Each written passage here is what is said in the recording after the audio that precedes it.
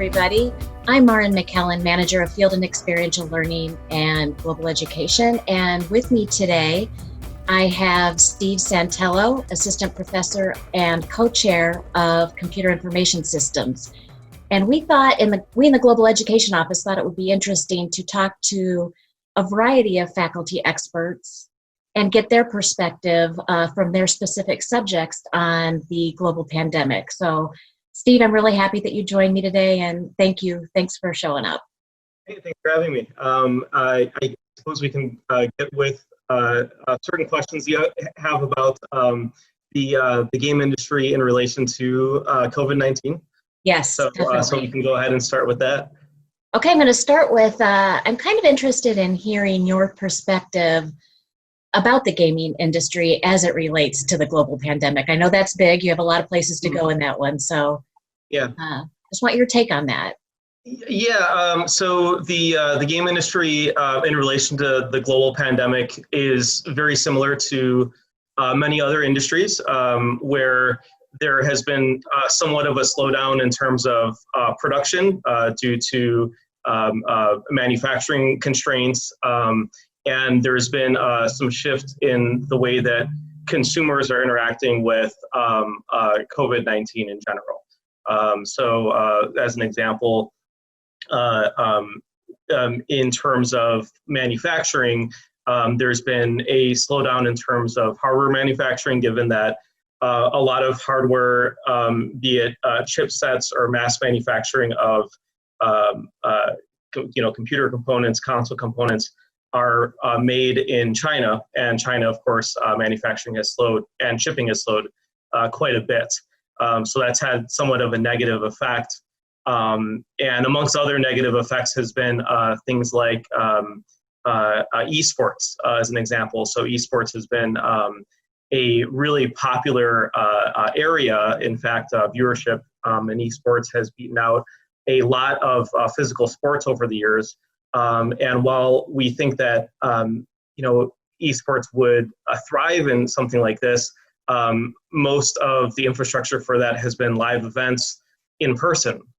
So those events have been canceled like any other live event, which has been devastating. And we've had to rethink how we're going to, do this. And if something like this happens again, could that part of the industry survive as well? So there's a lot of aspects there that again are affected in somewhat of a negative way. And even for software manufacturing or software development rather, much of that is done worldwide. So we're looking at the United States, Europe, Japan, of course, is a huge software developer. And that's another area where we've had to kind of shift around and think about how people are going to be developing that software, since it's a very team-oriented environment. So we you mean because of social distancing requirements and things like that? Yeah. So kind of backtracking a little bit in terms of software industry, and now I'm just talking in general. So since I teach in the computer and information sciences, we do look at that in a general sense, and we're working from home, right? So much of the software that we do is on the computer, luckily, so we can kind of shift our ways in working from home and still be productive. But and with teams, right, we're on Zoom, so we can interact, together, even though we're in a different room. Other companies are doing the same, right? Yeah. When they're developing software and need to work in teams. But there are certain aspects in game development that are very hard to do that in a different environment. So, for example, motion capture. Motion capture requires typically a state-of-the-art motion capture studio that's typically built in a large warehouse.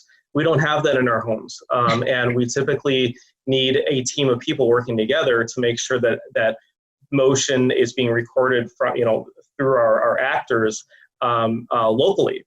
So things like that have slowed, and we have to think about how are we going to develop a game that requires motion capture. So that sort of thing has caused some developers to push back release dates and those sorts of things for their games, while others don't necessarily need that state-of-the-art equipment or massive teams working together physically, where, in some cases, they didn't push back a release date. We're good. So overall kind of negative effects. There is a big positive, though, in that the retail sales rather has gone up quite a bit, quite significantly, because we are working from home. We're staying home. I've actually had a little bit more time to play some games myself, because my commute was typically anywhere from an hour and a half to 2 hours, every day for work. And I don't have that anymore, right? So, and a lot of people are in the same boat. So more people are buying games, more people are playing games, and that's again had a positive effect on the consumer spending end of things, which in turn does help the economy quite a bit. Yeah, that makes sense. What about game development conferences? Yeah, so that kind of hits home with me, because I go to GDC every year, which is the Game Developers Conference out in San Francisco. I typically bring some students with me there, and we had planned a trip, and it was canceled due to COVID-19. And that actually happens in March, like it was kind of the borderline time. So that particular Game Developers Conference is the largest in the world. So they really canceled it at the last minute. We didn't want to cancel it. But conferences like E3, which is a huge marketing conference, that was canceled. There's other shows in Asia, like Tokyo Game Show, that I believe was postponed at this point, but it's another way of saying canceled until further notice. Right. So, all that stuff on both the development end of things and marketing end of things were canceled. And that's devastating too, because if we don't have some of those marketing events, then it's hard to reach the consumers. And if we don't have the game developer events, then we're not learning and networking to make the best possible game for our consumers. Yeah. So it's that's been another devastating impact as well.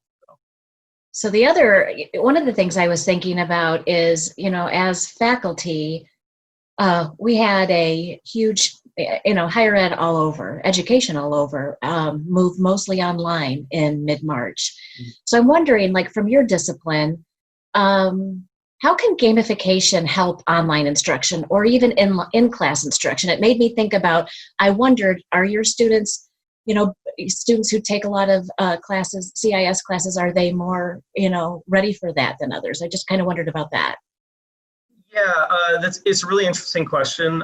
So personally, as an instructor, I can say that when we moved to a completely online environment, upon interacting with other instructors across campus, I was finding that overall it was a lot easier for my students to kind of convert over to the online environment, because they were so tech savvy to begin with, and they were also much more comfortable socializing in an online environment than many other students. However, there's as I mentioned earlier, with games being hard to develop when you're not in person because of the team environment, that is still difficult for my students in general. Then if we start thinking about gamification and advantage of gamification in terms of quote unquote gamifying, right, the curriculum, usually that's a good thing that to implement in a classroom to motivate students to make them more engaged in terms of online learning, which is particularly why a lot of different disciplines are looking into it. Some are already using that, and in an online environment, one of the things that we typically see as instructors, deans see this as well, is that when a student typically isn't in a face-to-face structure, they have to be a little bit more self-motivated online, and that can be really difficult. So when you translate any curriculum rather to online, it can be very difficult for a student to stay on task. Gamification allows for that, and so some of the things that some disciplines have been doing with their curriculum is adding concepts that come from games like points, which we kind of already do in our classes anyway, but then extra rewards like badges and achievements and things like that, that kind of get students to, kind of go to the next level, right? Motivate them and push them forward in terms of ways that they can not only survive in the online environment, but feel excited to learn and go to school when you're at home and distracted by so many different things. So that's some of it in general. I know that a lot of us may be familiar with gamification already through the use of software like Kahoot. Kahoot is something that is really easy to integrate in the classroom. It's really easy to use. It's free. So actually a lot of this gamification stuff is free. So I know that with schools in general, we are conscious of funding. And so when we're moving to an online environment, we're questioning, okay, how much does it cost? Well, there's a lot of things that are just free. So in theory, it might be costing us less money. And so Kahoot is a great alternative for things like a game show like quiz that you can do with your students in a team-oriented environment. Now, does it translate well online? Well, not very easily, right? In Kahoot, we typically want the physical classroom and people interacting like you're in a game show. But it's something that works really well in conjunction with classes because you can, or the instructor rather, can integrate their content into quiz format, and it just works really well. Whereas other game-like platforms may be harder for an instructor to add their content to. So, some issues that instructors really need to think about when they're gamifying their curriculum is, does this game-based learning environment actually work well with the content that we're teaching? Does it translate well? Or am I just tacking on a game, just to tack on a game? If you're tacking on a game, just tack on a game. Game-based learning might not really work well for that situation. So a common word of caution is not to just add game-based learning to your class. Add game-based learning. Add it if it actually improves the learning aspect of things. If it doesn't improve the learning aspect of things, what's the purpose, right? We always want to make sure that we can continuously improve our curriculum. And but again, game-based learning is just something that I encourage people to look into because it adds that interactive piece, it adds that extra piece of motivation, so long as you can meld it really well with your curriculum.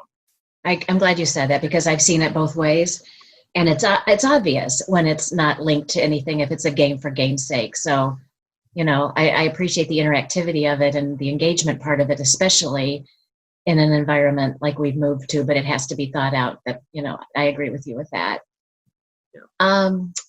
Steve, can you talk a little bit about the therapeutic benefits to gaming, especially related to, like, you mentioned before, we're social distancing. There's other restrictions that we're all having to go through due to the pandemic. And I was thinking about it in terms of in a therapeutic context.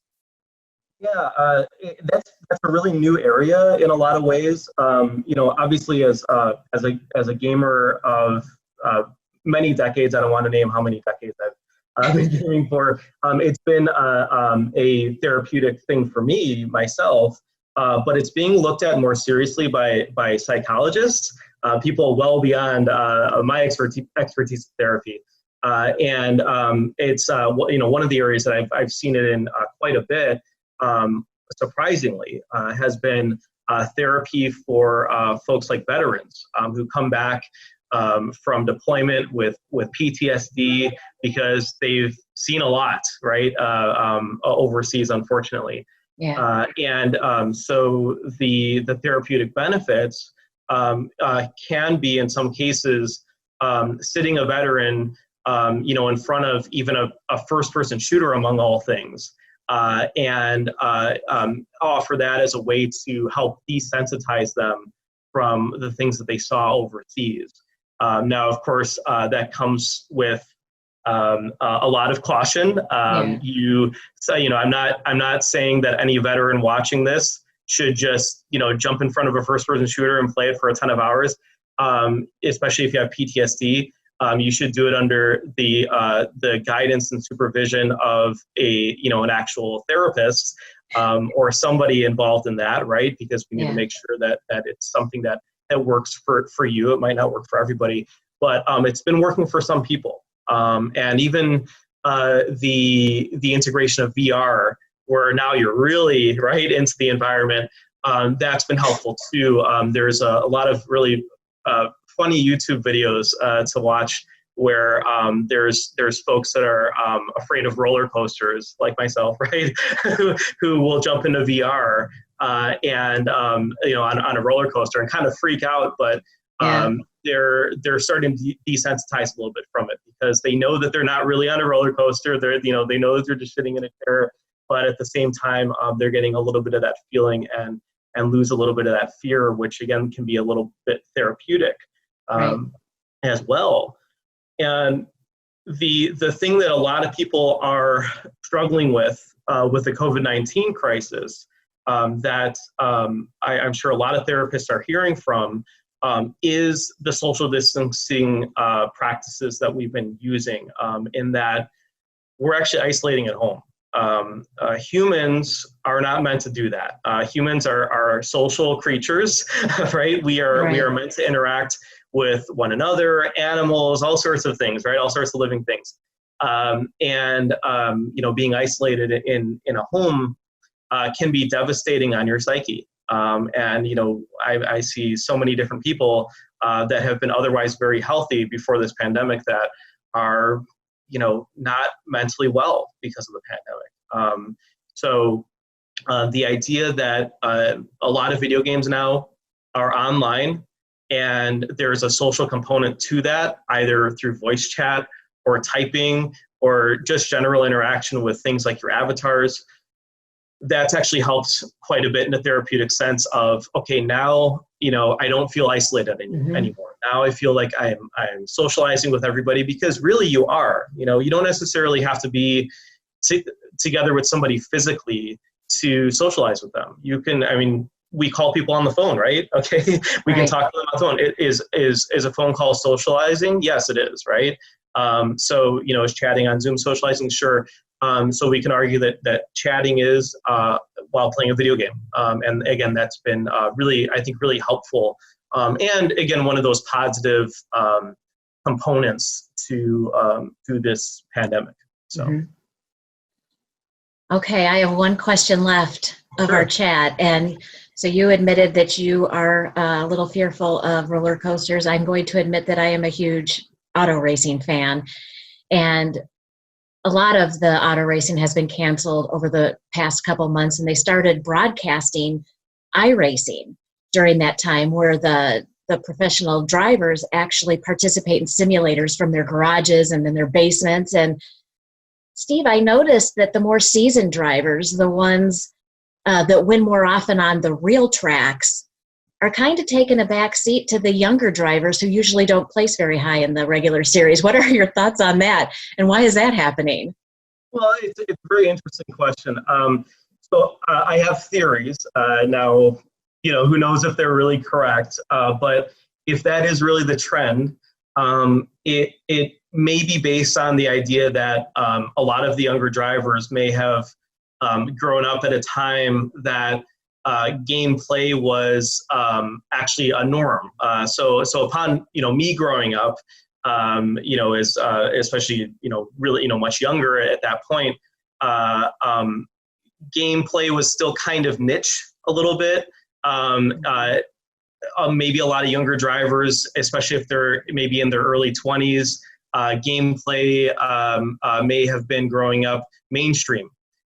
So they probably at this point have a sixth sense in terms of playing games.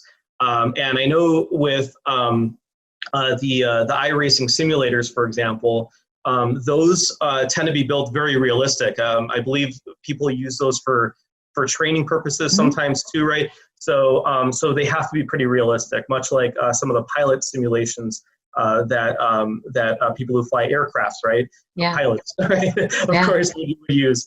But it's still a little bit different than the real thing, right? And there's still some gameplay-like component to it. So my theory is that a lot of those younger drivers that grew up with games being more mainstream really may just have a natural aptitude, right, for driving in this iRacing sport at this point, and therefore they are probably accelerating beyond. No pun intended, right? Beyond some of those veteran drivers. Yeah. So that could be something which I think is really spectacular, because at this point they're putting a spotlight on drivers that may not have otherwise had a spotlight so quickly in NASCAR, which is really interesting. I know. That's what I loved about it, is I noticed it, and it gave me the idea of wanting to talk to you when I was watching that, and it made me want to talk to somebody in your profession a little bit about it. And I thought, and it's, the more you take a break from technology, you're going to get, swept up. So, anyway, it reminded me of a simulator actually from Driver's Ed. Did you use those? I know I'm older, but I didn't get the opportunity to use them. So. Yeah, and I remember thinking that I was not very good in that. I think I'm better behind the wheel, which is probably a good thing, but yeah. Well. Yeah, and it's really interesting to see the popularity behind it too. I think it's one of those things that, because people are isolated in their homes, and because these live events aren't happening like they normally would, that people are just interested to see new things like this, which is really exciting. I think some of these new things, not just iRacing, but other new things that have popped up, may end up just dying out as we recover from this pandemic. But I think other things may end up becoming a new mainstay. So even with iRacing, who knows? It might be something that, again, dies out after this pandemic, or the popularity may remain. And now we might have both your standard NASCAR racing and iRacing for different audiences, which again, very, very exciting. So well, that's all the questions I have, Steve. I want to thank you for joining me today, and I really appreciate you taking the time to do this. Is there anything else you want to say before we go? No, not at this time, but thank you for having me. This was really fun, and so I really enjoyed it. Yeah. Me too. Thank you.